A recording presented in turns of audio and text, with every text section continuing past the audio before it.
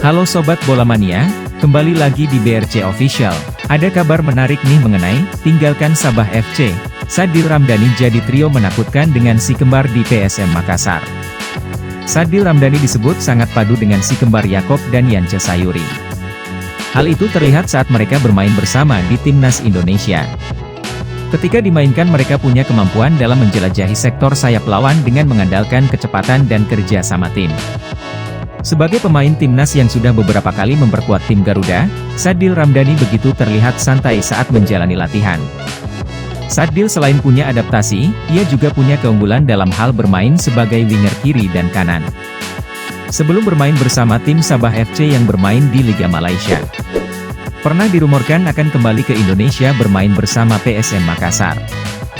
Sadil Ramdhani angkat bicara terkait dengan adanya 4 klub peserta Liga 1 2022 termasuk PSM Makassar yang ingin memakai tenaganya pada putaran kedua musim ini.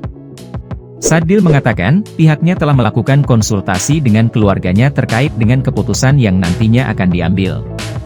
Sadil mengaku mendapat saran dari ibundanya lantaran bapak kandungnya sudah tidak ada. Menurutnya, keputusan yang akan diambil tergantung dari apa yang disampaikan orang tuanya kemudian akan dia pertimbangkan demi perkembangan karir sepak bolanya ke depan.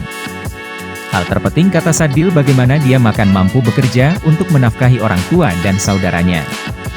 Mengingat saat ini dirinya menjadi tulang punggung keluarga. Sadil Ramdhani telah mendapat 6 tawaran untuk menentukan masa depannya.